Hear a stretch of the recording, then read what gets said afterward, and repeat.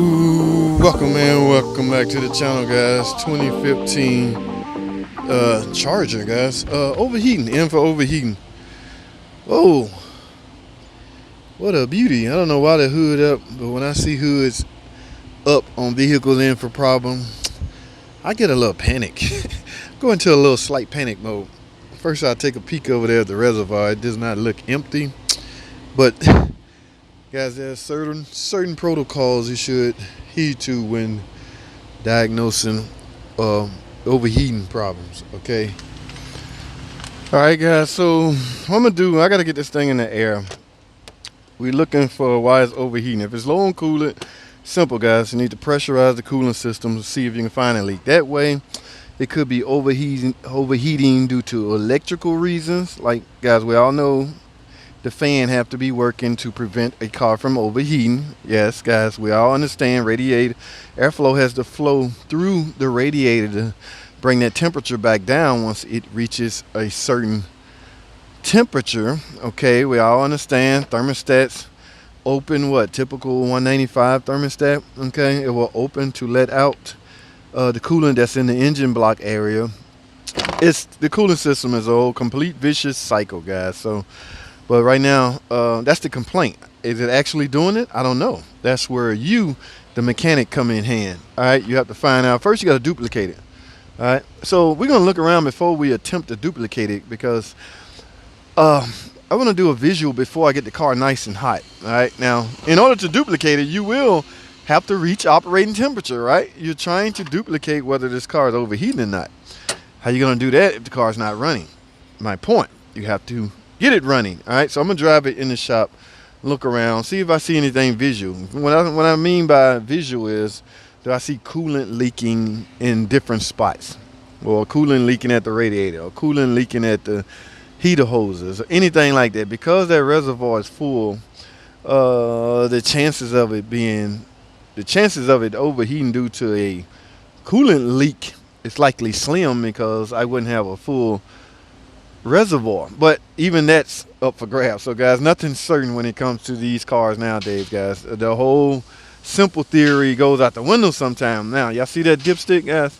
Dipstick tube, rather. That is a transmission dipstick tube. You know what that tells me? This car is equipped with a nag 1 transmission. All right, you do not get a dipstick, but they did give you dipstick tubes. All right, so, guys, let's get this car in the shop. We got to duplicate this. All right, so what I'm gonna do is drive it inside and go from there. All right, guys, stay tuned. All right, guys. Wait, what's going on under here? Hey, somebody put a cat on here. Must have had a cat code. Guys, what I tell you, nag 1 transmission, guys. Now, ooh, a starter. Somebody put a starter on. So this car done had some work. Now, as far as coolant leakage, which was what I'm looking for, any signs of liquid, no, that's not water, any signs of coolant, liquid of anything of such will represent a coolant leak. Typically, if it was the radiator, I have wetness all across here. So, guys, looks like we're gonna have to rule out coolant leak as a cause of the overheating. All right, so what do you do now?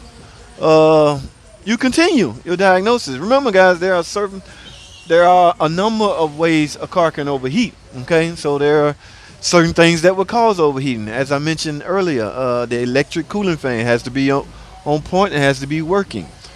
So, and because most of the stuff is monitored by a computer, what it's time to do technically is to grab a computer in the form of a scan tool, guys. So I'm gonna grab my scan tool and see if there's any fault codes, and I'm gonna try to actuate the fan.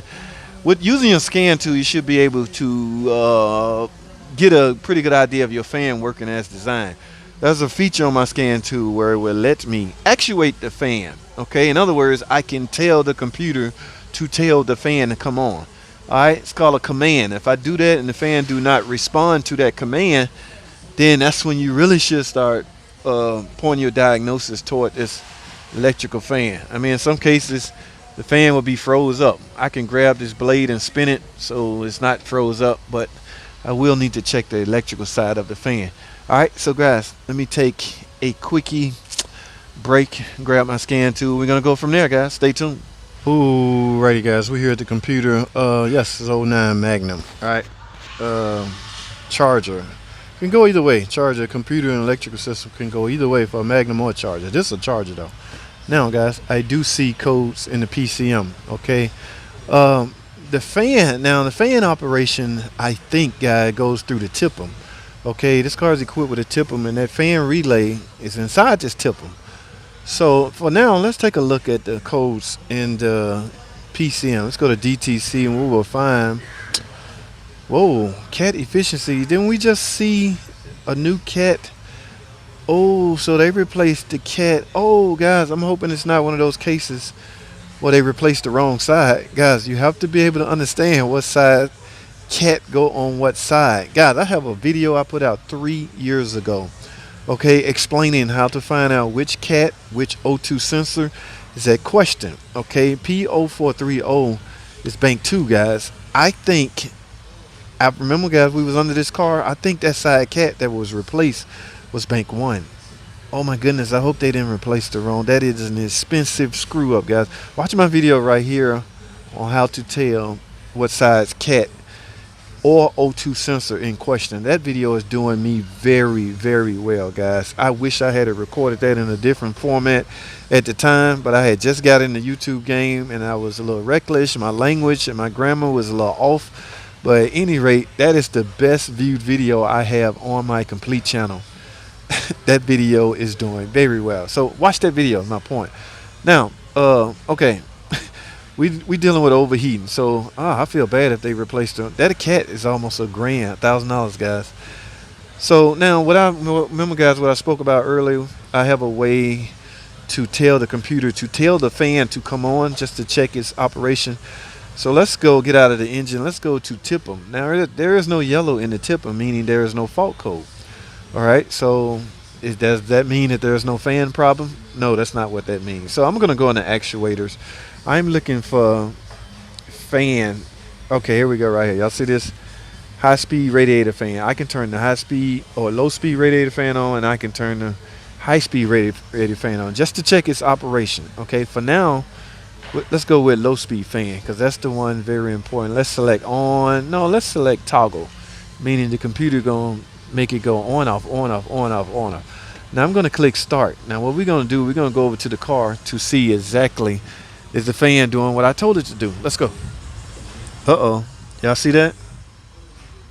Oh man, I have the fan in toggle mode, guys.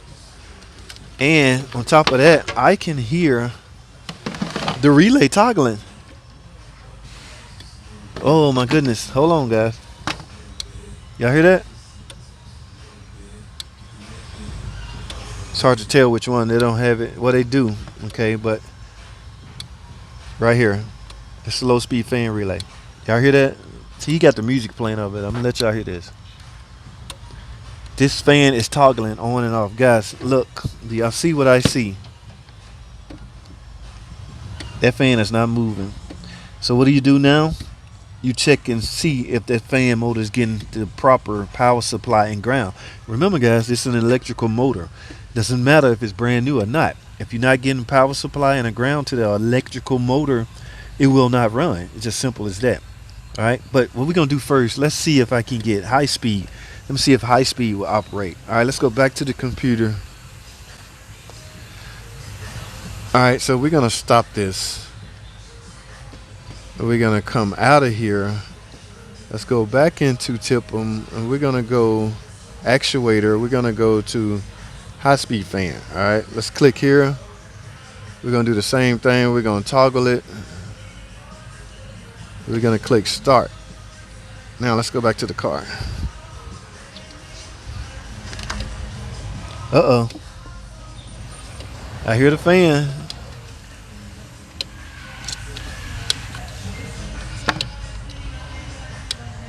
This one right here.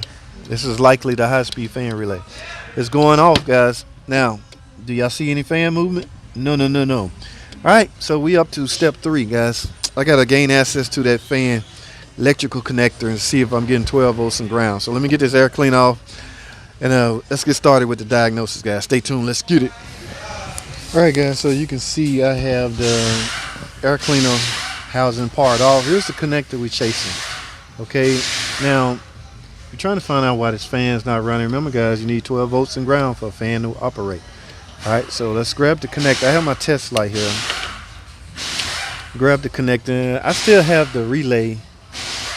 Yeah, it's still toggling. I still have it toggling. So let's get this connector. All right, we got the connect out, guys, because we're about to check and make sure we're getting power supply and ground. Now, all right, whoa.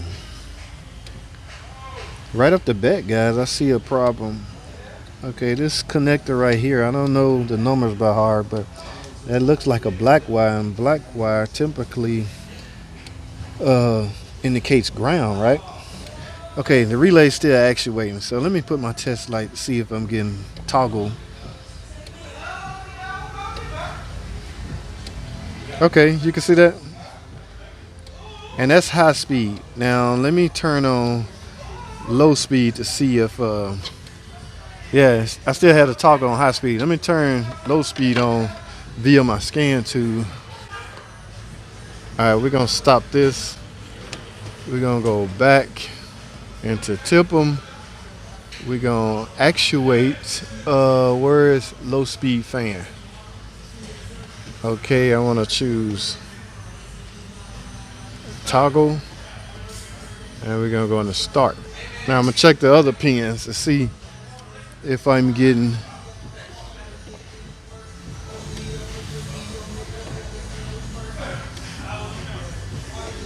yep, toggling on and off, guys. Now, because this is a LED style test light, I have my connectors on power supply and ground, which means if I touch ground, y'all see that? My light will turn green. If I touch power supply,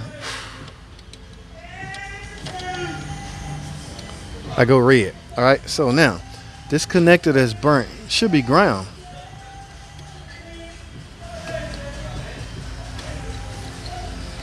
Ah, look at that, guys. So we're going to get this repaired, guys. The fan can cause that. The fan, high resistance in the fan can cause that. So I will eventually, I want to take this off. Take a closer look at that.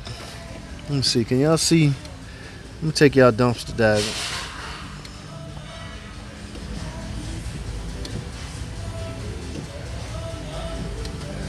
Y'all see anything unusual? Alright guys, I'm gonna get a fan assembly and repair. I might end up getting a complete connector. I'm gonna do a load test on this ground wire.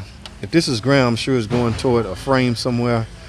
So I'm gonna verify that this connection between the frame, ground wire, and this cooling fan connector is on point. All right, but you can't just replace the fan and don't repair the connector. All right, so I'm gonna end up doing both, guys.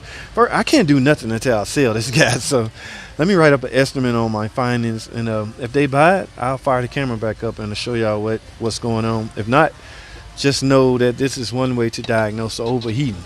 Okay, and keep in mind the fan has to be running for the car to stay cool. You need airflow across the radiator fins. All right, not just a matter of leak. Overheating is not always because of a system is low on coolant. In this case, we didn't have a leak, and we're not dealing with loss of coolant. We're dealing with electrical side of the cooling system. That's no electric fan operation. All right, let me write this estimate up, guys. Appreciate you watching. If you got any questions, leave them in the comment, and I'll see y'all in the next video.